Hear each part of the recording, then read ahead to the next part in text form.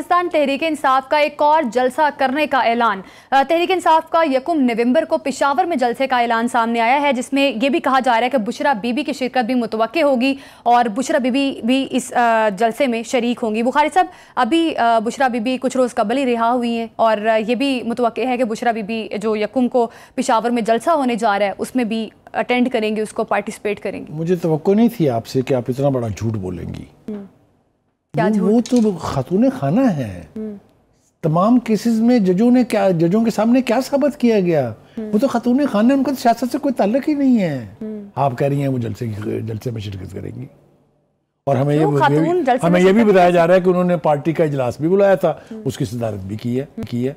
हमें ये भी बताया गया है कि वो अब मिलके अलीमन गंडापुर के साथ KPK की हुकूमत चलाएंगी। देखें ना उनके पास कितना बड़ा एक्सपीरियंस है पंजाब के अंदर हुकूमत चलाने का।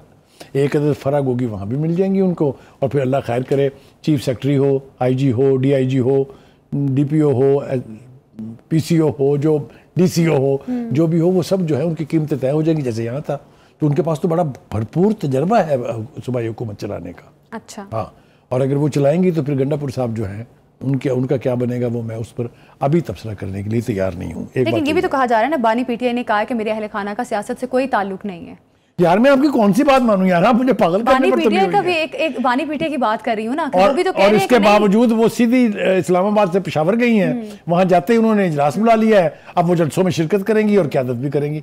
तो which part of your statement क़यादत करने की वजह ये तो नहीं है कि पार्टी ऑलरेडी बहुत बिखरी हुई है और ग्रुप बंदियां हमने देखा पार्टी में बन रही थी, तो बुशरा बीबी शायद लग रहा है कि आप जलसे के शेर अफजल मरवत के स्टेटमेंट से आप बहुत इंप्रेस दिखाई दे रही हैं मुझे। ये रोना उसने रोया बड़ी तफसील के साथ। पहली बात तो ये कि बात उसी ने कही है कि बानी PTI की पॉलिसी ये थी कि उनका कोई घर का फर्द सियासत में हिस्सा नहीं लेगा।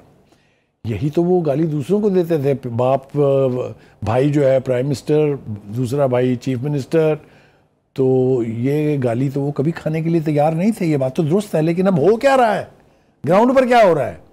आधी पार्टी या क्वार्टर पार्टी जो है दोनों बहनों के हाथ में है, आधी पार्टी या पौनी पार्टी जो है वो इनके पास है, आधी पार्टी पुराने लोगों के बाद में, जो बाकी बचा माल है वो सारा वकीलों ने आपस में तकसीम किया हुआ है। बैरिस्टर गौहर का ग्रुप अलहदा है, शेर अफजल मरवत का ग्रुप अलहदा है, एक बाबर अवान साहब भी होते थे उनका ग्रुप अलहदा है, एक वो और साहब होते हैं जो अभी ताज़ा एंटर हुए हैं दोबारा, फैसल चौधरी साहब जो फवाद चौधरी के भाई हैं, उनका ग्रुप अलहदा। एक अजीब व गरीब किस्म का घड़मास है। देखिए मैंने पहले भी एक दफ़ा कहा था, मैं फिर कहता हूँ कि पार्टी का लीडर, अगर कोई एक लीडर अगर आप तलाश करेंगे तो उसका नाम तो बानी PTI है। वो तो जेल में है। उसके अलावा पार्टी हिस्सों बखरों में बटी हुई है और इसकी मजीद तबाही के इम्कानात हैं। बुखारी साहब, आपको नहीं लगता पार्टी में जिस तरह से डिवाइड था और पार्टी को एक लीडर वाकई में चाहिए था जो लीड करता, बानी PTI तो नहीं कर सकते, जाहिर है वो जेल में है। अब बुशरा बीबी, क्या आपको लगता है कि पार्टी को बेहतर तरीके से लीड करेंगी? खातून खाना के हाथ में मुकम्मल पार्टी नहीं है, ना मुकम्मल पार्टी उनके हाथ में आएगी। देखें जहां उनको रिहाई के बाद पेशावर जाने का मौका मिला, वहीं हुकूमत ने फौरी तौर पर उनकी दोनों बहनों को भी छोड़ दिया। बहनें भी फिर बड़ी एक्टिव, अभी हमने देखा बुशरा बीबी नहीं, ये लड़ाई पुरानी है, भी एक्टिव रही हैं। ये लड़ाई बहुत पुरानी है। ये जो फैमिली की तकसीम है कि बेगम साहबा एक तरफ है, दोनों बहनें एक तरफ हैं, मैं आपको सिर्फ ऐसे याद दिला दूं कि जब तक बुशरा बीबी बनी गला में रही हैं, बहनों में से किसी को वहाँ जाने की इजाज़त नहीं थी और ना मिली।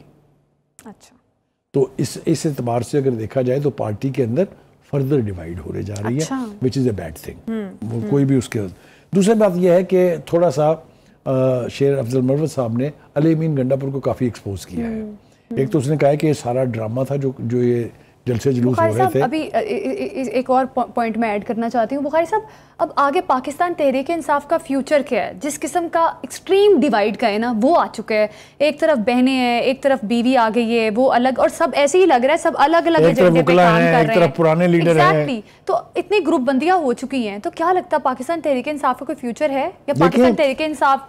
मैं ये तो नहीं कहूँगा क्योंकि हम कभी नहीं चाहेंगे कि किसी सियासी पार्टी का फ्यूचर जो है वो ख़त्म हो जाए, लेकिन जिस तरफ खुद उनके लोग इशारे कर रहे हैं कि शेर अफजल मरवत के बयान को तफसील से मैं अगर बयान करने बैठूं तो यही मंजरनामा आपको लग रहा है कि पार्टी के अंदर तो कुछ है ही नहीं।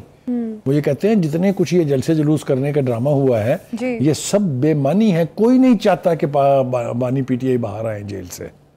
अब वो जाहिर है, ये हो सकता है इसके अंदर एक एलिमेंट ये है कि वो अपनी इंपॉर्टेंस जताना चाह रहे हैं, लेकिन वो जो कुछ कह रहे हैं वो कहते हैं कि ये अली अमीन गंडापुर जो क़यादत करते हैं जुलूसों की, तो फिर नून लीग के पास ये जवाब आ जाता है कि जनाब वहाँ गवर्नर रूल लगाए, वहाँ का जो चीफ मिनिस्टर है उसके पास तो जलसे जुलूसों से फुर्सत नहीं है। तो कहने का मतलब ये है कि इस वक्त जो सूरत हाल है पार्टी की, वो is it in chambers, it's divided into various धड़ास इफ नॉट ग्रुप्स। तो क्या बनेगा वो तो हम देखेंगे, लेकिन एक और डेवलपमेंट हो रही है कि वो ये कि फवाद चौधरी साहब जो हैं वो पार्टी में दोबारा इन होने की कोशिश कर रहे हैं जी। और उन्होंने बानी पीटीआई की मंशा और उनके मिशन के खिलाफ ये बयान दिया है कि पार्टी को संभालने के लिए उनकी बेगम और दोनों बहनों को एक साथ मिल के क़यादत करनी चाहिए पार्टी की। बिल्कुल बानी पीटीआई ने कहीं ना कहीं वाज़ेह तौर पे ये भी बता दिया कि फवाद चौधरी जो हैं वो अपनी इन्वॉल्वमेंट ना शो कराएं, क्योंकि वो ऑलरेडी पार्टी से अलग हैं।